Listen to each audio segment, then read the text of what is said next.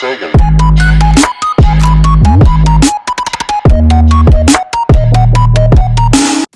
What is up, you guys? It is your boy Clover HD coming at you today with a video on Larry O'Day. Now, if you don't know who Larry O'Day is, it's 100% fine. He is just the police chief of Portland, and he is only in the news because about a month ago, in April, his friend was shot in the back with a .22 caliber bullet. 911 was called. This was 380 miles away from Portland. The local police in that area showed up to the 911 call. The man who was shot, who was unnamed but is a friend of Larry O'Day, was rushed to the hospital. He's completely okay. It wasn't a serious injury. I guess it didn't hit anything important. The local police, they filed a report. They talked to Larry O'Day and the other friends.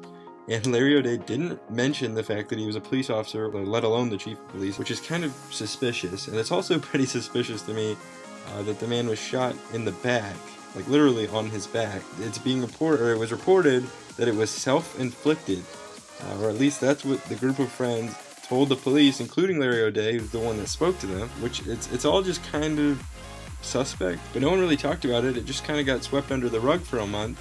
Larry O'Day wasn't given any leave or anything. He wasn't even put to desk duty. However, about a week ago, the local police in that area, realized who Larry O'Day was. It's unsaid what really set them off, if they were just going over the report, or if it was an anonymous tip or something like that. But they went back into the investigation, they looked at it, they realized who Larry O'Day was, and they thought, well, this is suspicious that he didn't identify himself. So they looked into it again because the circumstance of it is already pretty suspicious. The fact that the man was shot in the back, and apparently he had done it to himself, which I don't even know how that's possible. Although hunting accidents, I should say, are really common for people to get injured or shot or killed even in the US. Apparently hundreds of people a year are shot in hunting accidents, especially in states like Oregon, where a lot of people are hunters and a lot of people have lots of free range and forest and countryside to just go out in. A lot of accidents happen. That being said, it's still very suspicious. Now, the man himself, here's another picture of him. I don't know, I can't really say for sure if he did it based on his looks, that's kind of ridiculous. But he does look kind of suspicious, especially with the orange hair. I mean, he has no soul, so why wouldn't he have done it? I don't know, it's pretty weird. Now, there's two other things that really make this all stick out to me. The two things are, one, Portland, the city that it was actually in. It's just kind of strange to me because if you don't know about Portland, or if you haven't heard about it, Portland kind of has this reputation for being free love city, kind of hippie-ish, kind of hipster. I would say more hipster. I mean, if you haven't seen Portlandia or just heard about it, it just kind of has that reputation. It's a lot of like weed culture mixed with equality and free love and stuff like that. It's pretty interesting. It's not a place, I should say, it's not a place that you would expect a story like this from the police chief.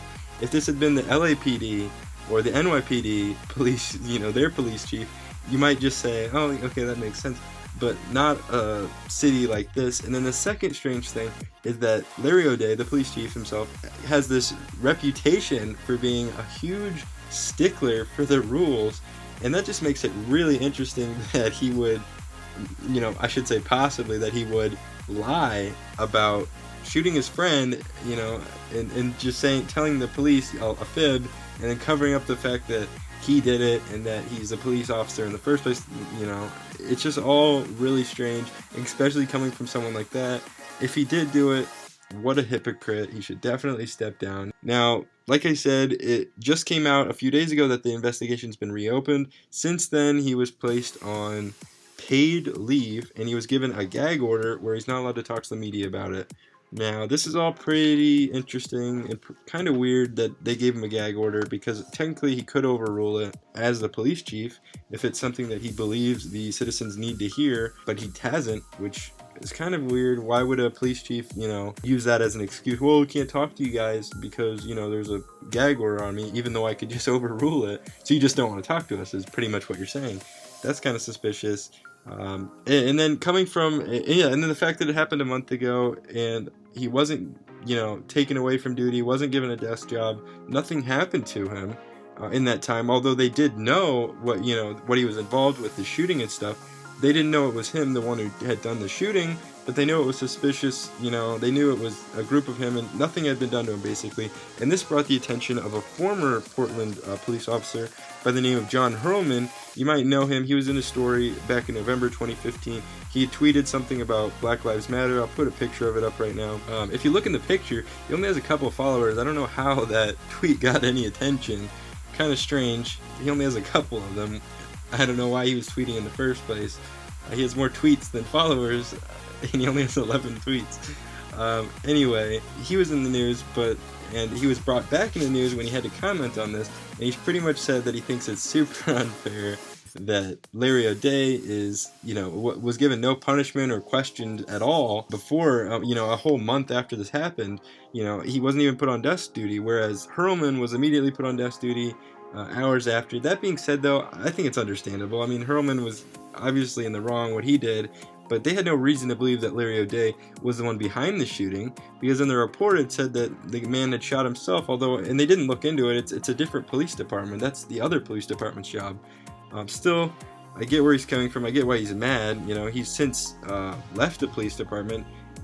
He left a little bit after that whole event. Can't say for sure if that's what caused it, but come on, that's what caused it, Now, the last interesting part of this story, it just came out today. It's been publicly mentioned that the police department, specifically the officers who arrived at the scene to talk to Larry O'Day and his friends, were wearing body cameras, and they were wearing the little ones that you can't even really see unless you look for them. And this is super interesting because if Larry O'Day didn't know they were wearing body cameras, and then he lied about the whole thing to them, because they have the audio and the video of him explaining what happened, and they have it written down.